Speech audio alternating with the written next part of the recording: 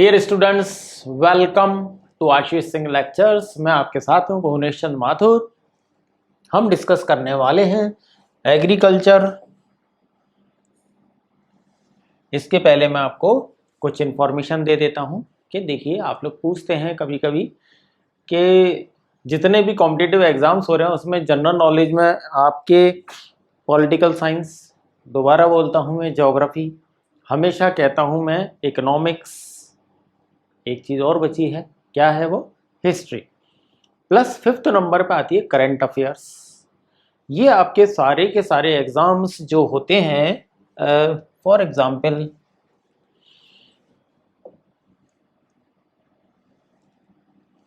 कुछ एग्जाम्स की हम बात कर लेते हैं। पहले we start with like railway,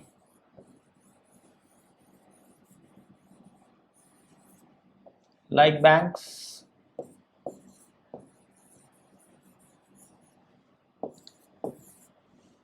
सबसे ऊपर मैं लिख देता हूं सिविल सर्विसेज। अब सिविल सर्विसेज में स्टेट गवर्नमेंट की सर्विसेज भी आ गई, यूपी, बिहार, राजस्थान, मध्य प्रदेश, जहां भी आप ये जो कंटेंट हम पढ़ रहे हैं, रेलवे, बैंक, डिफेंस भी मैं लिख देता हूँ, लाइक कंबाइंड डिफेंस सर्विसेज। कुछ लोग एनडीए में जाना चाहते हैं, ठीक है। तो ये सारा का सारा जो भी हम पढ़ रहे हैं, क्या कंटेंट पढ़ते हैं हम लोग 9th और 10th में, 8th में हमने पढ़ा है सिविक्स कहते हैं पहले तो उसको, अब वो बन जाता है पॉल साइंस, ठीक है। Then it becomes economics 9th class से। Then we have history, then we have geography and CA का मतलब करंट अफेयर्स, जो डे टू डे हो रहा है, करंट अफेयर्स बोलते हैं इनको। प्लस आपका फिजिक्स, केमिस्ट्री, बायो, ये वाला जो ग्रुप है ये अलग हमारी चल रहा है। करंट अफेयर नया है बिल्कुल, जो लेटेस्ट डेवलपमेंट है। ये सारा हमारा एस्टीमेट है for competitive exams as well as board exams. तो अभी मैंने आपको कई बार बोला है कि ये सब तैयारी एक साथ ही होती है। 9th की बुक से शुरू कर दीजिए जिनको ये सब में अपियर होना है। 9th, 10th, 11th and 12th ये बेस है एनसीईआरटी या सीबीएसई या आपकी स्टेट की टेक्स्ट बुक्स, ये अपने पास रखिए। Not only 9th and 10th, whatever you are taking optionals in 9th, 10th, 11th, 12th will help you every time। इधर वालों को इधर की बुक्स हेल्प करेंगी, इधर वालों को इधर की बुक्स हेल्प करेगी। तो ये दोनों मिला के आपको 9th, 10th, 11th, 12th में पढ़ते रहना है if you are planning for to fight competitions. Okay, हम शुरू कर रहे हैं कृषि। हमने देखा खरीफ की फसल है, रबी की फसल है, जायद की फसल है। जायद की फसल उन दोनों के बीच में ली जाती है, उसमें कुछ सब्जियां और चारे की फसलें बोई जाती हैं। यहां से हम स्टार्ट करते हैं। ओके, खाद्यान्नों के अलावा अन्य खाद्य फसलें। खाद्यान्न हमारे दो बताए गए हैं, एक तो गेहूं और दूसरा चावल, राइस। बी सी हियर, गन्ने से बात शुरू हो रही है। गन्ना हमारे डायरेक्टली क्या काम का है? गन्ना ना होगा तो चाय, दूध, मिठाई में शक्कर कहाँ से डलेगी? चीनी, है ना। गन्ना एक उष्ण और उपोष्ण कटिबंधीय फसल है। यह फसल 21 डिग्री सेल्सियस 27 तक इसको टेम्परेचर चाहिए।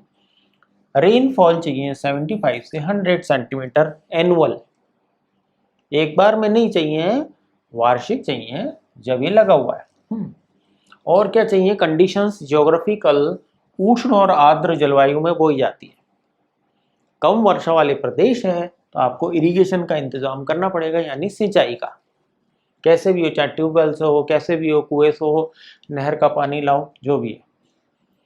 अनेक मिट्टियों में उगाया जा सकता है और इसके लिए बुआई से लेकर कटाई तक काफी शारीरिक श्रम की आवश्यकता होती है। यानी क्या चाहता है? मैनुअल लेबर इसको बहुत चाहिए। इसमें यही एक खासियत है कि इसको मैनुअल लेबर काफ़ी की बहुत सारी ज़रूरत होती है।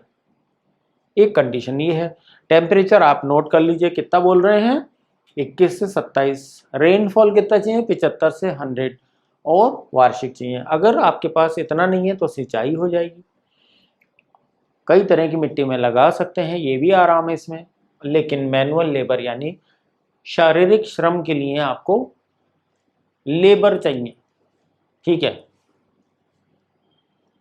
ब्राजील के बाद इंडिया सबसे बड़ा दूसरा उत्पादक है गन्ने का। यह है चीनी में, गुड़ में, खांडसारी में, शीरा के काम आता है, बनाने में काम आता है। तो गढ़ कौन से हैं इसके, यूपी, महाराष्ट्र, कर्नाटक, तमिलनाडु, आंध्र, तेलंगाना, बिहार, पंजाब, हरियाणा गन्ने के मुख्य उत्पादक राज्य हैं। थोड़ा बहुत राजस्थान में भी होता है, क्योंकि जहाँ जहाँ इरिगेशन की फैसिलिटी है ये हो जाएगा। देख सकते हैं आप, इस तरह का डायग्राम हमारे दिया हुआ है, फोटोग्राफ। इतनी सारी स्टेट्स में है, तो अपने काम की चीज क्या है, सेकंड नंबर पे इंडिया है वर्ल्ड में। तो ऑटोमेटिकली शुगर बहुत अच्छी क्वांटिटी में हो रही है हमारे यहाँ। शुगर, जैगरी यानी गुड़, और शीरा, ये भी कई जगह काम आता है, जैसे वाइन, अल्कोहल इंडस्ट्री में भी आता है ये, तो वाइन में भी ये काम आता है। तिलहन यानी जिनसे फूड ऑयल, मतलब एडिबल ऑयल, जो हमारे खाना पकाने में काम आते हैं, वो सारे माने जाएंगे। ओके। 2017 में भारत विश्व में चाइना के बाद सेकंड नंबर पे आते हैं हम इसमें। एडिबल ऑयल, खाद्य तेल जिनको कहते हैं, वो बनते हैं इनसे। 2017 में तोरिया के उत्पादन में भारत का विश्व में कनाडा और चाइना के बाद थर्ड नंबर पे थे। कुल बोए गए क्षेत्र का 12% भाग पर कई तिलहन की फसलें उगाई जाती हैं। देखिए कौन कौन सी हैं, मूंगफली, तो हमारे खाने में आता है मूंगफली का तेल, सरसों का तेल, साउथ इंडिया में नारियल बहुत होता है, नारियल का तेल खाया जाता है, तिल का तेल बहुत खाया जाता है, सोयाबीन बहुत पॉपुलर है, अरंडी के तेल की बहुत दवाइयों में ज़रूरत पड़ती है, बिनौला, अलसी, सूरजमुखी ये कुछ और मेजर तिलहन फसलें हैं। तिलहन से तिल मत समझिए, ये सब ऑयल प्रोड्यूसिंग फसलें हैं, तेल निकाला जाएगा। अधिकतर तो खाद्य हैं, खाते हैं और खाना बनाने में प्रयोग किए जाते हैं, परंतु इनमें से कुछ तेल के बीजों को इधर भी काम आता है। सोप, कॉस्मेटिक आइटम्स में, दवाइयों में, उबटन उद्योग के लिए भी ये रॉ मटेरियल प्रोवाइड होता है। तो क्या क्या मिल गया हमको इसमें, हमें क्या ध्यान रखना है, पहले तो ये ध्यान रखिए सेकंड नंबर पे हम, इंडिया सेकंड नंबर पे आता है। क्या क्या हो रहा है आपके, ग्राउंडनट, ये थोड़े नाम अपने को आने चाहिए। ग्राउंडनट हो रहा है, तिल हो रहा है, अगर ये दो भी अपने को याद रहते हैं, सरसों ये याद रख सकते हैं, मस्टर्ड है ना,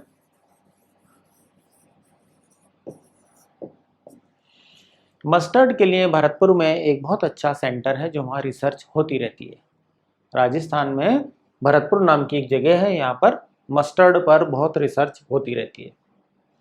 ठीक है। तो ऐसे ही नारियल साउथ में बहुत होता है, अपन जानते हैं, इसका भी तेल खाया जाता है। ओके। तो इस तरह से कॉस्मेटिक्स में भी काम आता है ये कुछ, और मेडिसिन में भी इनकी ज़रूरत पड़ती है। तो आप समझ सकते हैं कि कितनी इनकी डिमांड है, कितनी बड़ी पॉपुलेशन है हमारी, और हमारे घरों में कितना खाने का तेल लग जाता है, जरा पता कीजिए, तो आपको आइडिया हो जाएगा कि इंडिया भर में कितना कंजम्पशन है और कितना बड़ा मार्केट है ये है। और that is why we are able to deal in oil.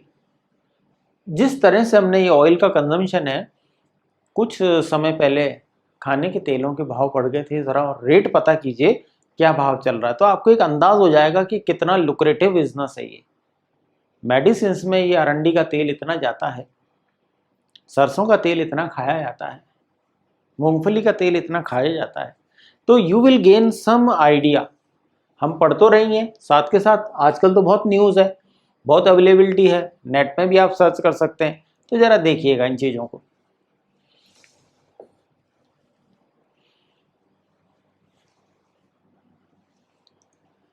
Gujarat. Gujarat का नाम आते ही मुझे एक तो कॉटन यानी कपास, और सेकंड नंबर पे मूंगफली। मेजर प्रोड्यूसर है ये मूंगफली का, तो गढ़ है। जैसे यूपी गन्ने का गढ़ हो गया और गेहूं का हो गया, वैसे गुजरात भी आपके मूंगफली का गढ़ है। इसको कोई कॉम्पीट नहीं कर पाया। इसके अतिरिक्त राजस्थान और आंध्र प्रदेश मूंगफली के अदर प्रोड्यूसर्स हैं 16-17 के आंकड़ों के हिसाब से। अलसी और सरसों रबी की फसलें हैं। ये जो अंडरलाइन हम करते हैं, यही हमारे लिए इम्तिहानों में मल्टीपल चॉइस क्वेश्चंस में या ऑब्जेक्टिव टाइप क्वेश्चंस में पूछे जाने वाले क्वेश्चंस हैं। अंडरलाइनिंग के पीछे ये भी लॉजिक है कि आज ही नहीं, आपकी कल की भी तैयारी हाथों हाथ हो जानी चाहिए। तिल कब खाया जाता है? राजस्थान में, उत्तर प्रदेश में जब सर्दी स्टार्ट होती है तो नॉर्मली तिल का तेल खाने भी लगते हैं। तिल उत्तरी भारत में खरीफ की फसल है और दक्षिणी भारत में रबी की। अब देखिए, अरंडी खरीफ रबी दोनों ही फसल ऋतुओं में बोया जाता है, दोनों टाइम ये हो जाता है।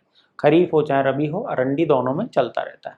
इसका पेड़ होता है, उससे बीज निकलते हैं और ले जाए अपने आप को, जिनको जरूरत होती है वो तोड़ के भी अपने आप ले जाते हैं। इस तरह का है इसमें। ओके, चाय। अब चाय तो देखिए सबको चाहिए सुबह सुबह,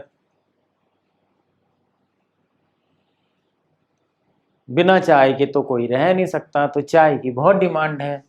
चाय की खेती रोपण कृषि का एक उदाहरण है। यह है एक महत्वपूर्ण पेय पदार्थ, पीने का ही है और तो कुछ नहीं है। कौन लाया था? ब्रिटिशर्स। अब अधिकतर चाय बागान होते हैं के मालिक भारतीय हैं। पहले चाय बागान अंग्रेजों के हाथ में थे, मेनली ब्रिटिशर्स, है ना। शायद हमने कोर्स में भी किया ये कि चाय बागानों के श्रमिकों की कुछ मैंने आपको बात बताई है, याद कीजिए हिस्ट्री के chapter rise of nationalism in India, है ना। चाय का पौधा उष्ण और उपोष्ण कटिबंधीय जलवायु में होगा। ह्यूमस इसको चाहिए, ह्यूमस और जीवांश युक्त गहरी मिट्टी चाहिए, और एक शर्त और है, सुगम जल निकास। चाय की क्वालिटी ये होती है कि पानी बरसा, और पानी अगर बरस गया तो वो रुकना नहीं चाहिए, जड़ों में बह जाना चाहिए। एक शर्त ये वाली है। तो सुगम जल की निकासी होनी चाहिए, क्षेत्र में भली भांति ये उगेगा।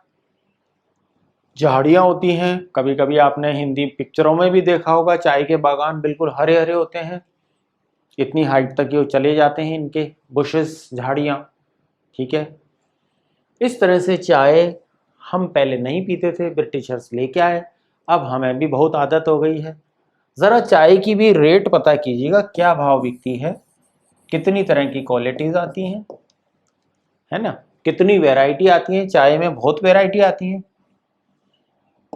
तो हम सब ये पता करते रहें कितनी तरह की वैरायटी आती है चाय की। एक तो जो हम पी रहे हैं, तो लेट अस ट्राई, तो ये सब चीज़ें हमको पता होनी चाहिए। ऐसे ही तिल के तेल की मैंने आपको बात बताई, ग्राउंडनट की बात बताई, ऐसे ही मैं चाय के बारे में आपको ये कुछ चीज़ें समझाना चाहता हूँ, बताना चाहता हूँ। ओके, अखरोट, सेब और अनार, क्या बात है।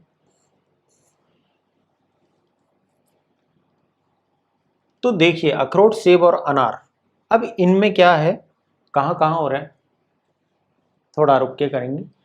चाय की बात कर लें पहले, कि चाय की झाड़ियों को उगाने के लिए क्या चाहिए, वर्ष भर कोष्ण, नम और पाला रहित जलवायु की आवश्यकता होती है। चाय को पाला बिल्कुल पसंद नहीं है, और वर्ष भर समान रूप से होने वाली वर्षा की बौछारें इसकी कोमल पत्तियों के विकास में सहायक होंगी। और क्या होगा, चाय एक श्रम सघन उद्योग है। ऐसा देखा गया है कि चाय को तोड़ने में बहुत सॉफ्ट उंगलियों का प्रयोग होता है, तो महिलाओं को तोड़ने के लिए ज़्यादा नियुक्त किया जाता है। ऐसा माना जाता है कि झाड़ी से यूँ पत्ती तोड़ी, और पीछे आपने देखा होगा कि बैग लटका रहता है उनके, तो यूँ वो बैग में सारी पत्ती इकट्ठी कर लेते हैं, और ये लोग अपने गाने वाने गाती रहती हैं। तो इस तरह से चाय इसलिए क्योंकि एक श्रम सघन उद्योग इसलिए बन गया है कि एक एक पत्ती आपको तोड़नी पड़ती है, तो इसमें फीमेल्स को ज़्यादा काम दिया जाता है। ये इसके पीछे लॉजिक है। इसके लिए प्रचुर मात्रा में अगर बहुत ज़्यादा चाहिए तो आपको लेबर सस्ती चाहिए और कुशल श्रम चाहिए, कि उनको नॉलेज है कि ये पत्ती तोड़ ली जाए और ये पत्ती छोड़ दी जाए, इसको बाद में तोड़ेंगे। ऐसा नहीं है कि वहाँ बागान में गए और सारी की सारी पत्ती आज के आज और अभी के अभी तोड़ ली, नो, ऐसा नहीं है। इसकी ताजगी बनाए रखने के लिए चाय की पत्तियां बागान में ही संसाधित की जाती हैं। कई ब्रांड्स में आपने देखा होगा ये लिखा रहता है, मैं यहाँ लिखता हूँ CTC। इसको देखिएगा क्या चीज होती है। कई बार लिखा था डस्ट, पता कीजिए ये क्या चीजें हैं। मैं आपको क्वेश्चन दे रहा हूं, जरूर ढूंढिए CTC डस्ट क्या होता है आखिर। चाय के मुख्य उत्पादक क्षेत्रों में कौन कौन सा नाम आता है? Tea gardens of Assam, Bengal, Bengal में भी कहाँ, दार्जिलिंग बहुत फेमस जगह, जलपाईगुड़ी यहाँ की पहाड़ियों में, तमिलनाडु और केरल में। इनके अलावा हिमाचल प्रदेश, उत्तराखंड, मेघालय, आंध्र, त्रिपुरा आदि राज्यों में हो रही है। 2017 में भारत विश्व में चाइना के बाद दूसरा बड़ा। तो क्या हम हर जितने भी अभी तक हमने पढ़े सब में ही सेकंड नंबर पर है? चाय में, गेहूं में, गन्ने में तो सेकंड ही सेकंड है। इट मीन्स बहुत अच्छा स्कोप है। टी गार्डन्स देखा आपने कितनी जगह इंडिया में, कितने स्टेट में ये हो रहा है? एक असम, बंगाल, ठीक है, देन तमिलनाडु, केरल, 4, फिर 5 हो गए हिमाचल प्रदेश, उत्तराखंड, मेघालय, आंध्र, त्रिपुरा। 9 स्टेट्स में टी गार्डन्स एग्जिस्ट आज की तारीख में कर रहे हैं। कितनी वैरायटी ऑफ टी हो रही है। पता कीजिए डस्ट क्या होती है, CTC क्या होता है। सब्जियों की कृषि भी बहुत हो रही है, मटर, टमाटर, बैंगन, मटर, टमाटर, बैंगन जिनको पसंद है, मुझे तो बहुत पसंद है। कॉफी की बात करेंगे अभी बीच में।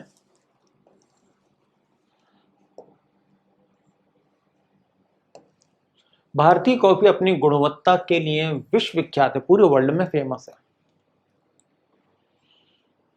क्या होता है हमारे देश में? अरेबिका कितनी तरह की होती है? मेरे को ऐसा ध्यान है 3 तरह की कॉफी होती है। आरंभ में यमन से लाई गई थी, अब इस किस्म की कॉफी की विश्व भर में बहुत ज्यादा डिमांड है। इसकी कृषि की शुरुआत बाबा बूडन हिल्स से हुई और आज भी इसकी खेती नीलगिरी की पहाड़ियों के आसपास कर्नाटक, केरल और तमिलनाडु। कर्नाटक राज्य का तो एक अपना कॉफी बोर्ड है, कॉफी बोर्ड ऑफ कर्नाटक, इतना बड़ा डिपार्टमेंट है। केरल, तमिलनाडु, तो केरला में हमने देखा कि चाय भी हो रही है और कॉफी भी हो रही है, दोनों एक साथ हो रहे हैं। तो कॉफी की भी रेट्स आप पता करें, उससे ये होगा कि you will get an idea कि what is the cost per KG of coffee. कितनी तरह की कॉफी होती है? मैंने कहा 3 तरह की। मैं यहाँ लिख देता हूँ, तो थोड़ा सा आप भी रिसर्च कीजिए, पता कीजिए। कॉफी है, होने को तो बहुत तरह की है, 3 मेन है। मैं एक क्वेश्चन दे देता हूँ कि इसकी रेट क्या है। What is the rate of coffee?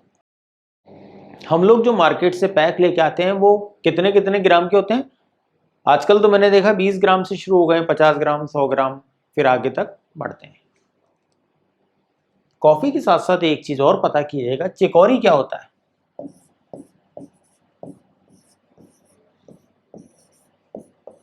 What is chicory, ये पता कीजिए।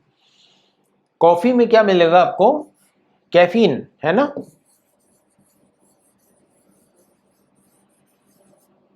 और टी में क्या मिलेगा? टैनिन। तो ये अच्छी चीजें हैं या खराब चीजें हैं, जरा ये भी चेक कीजिएगा। व्हाट इज कैफीन, ऐसे कर देते हैं। कॉफी हमारे यहाँ 3 तरह की है।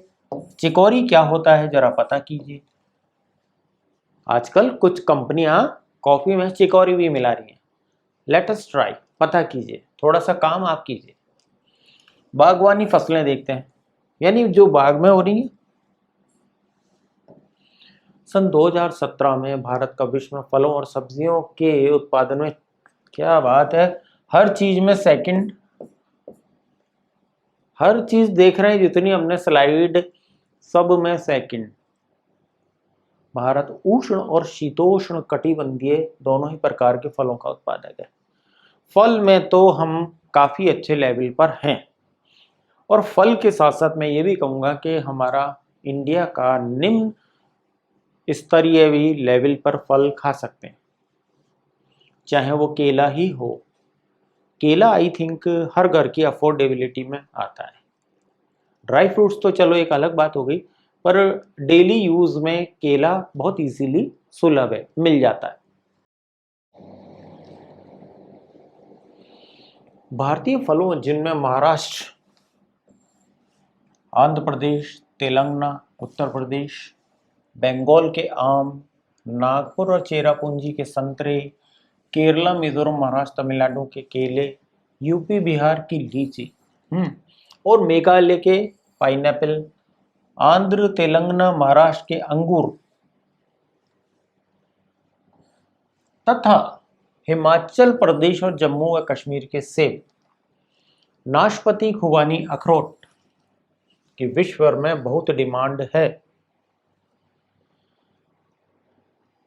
इतने सारे फ्रूट्स, हम वी आर वेरी लकी, इतनी सारी स्टेट्स में इतना सारा, तो खुशी की क्या बात है, हो रहे हैं तो हो रहे हैं। नहीं भाई, इसमें एक खुशी की बात यह है, सबसे बड़ी क्या है, एम्प्लॉयमेंट लोगों को मिल रहा है।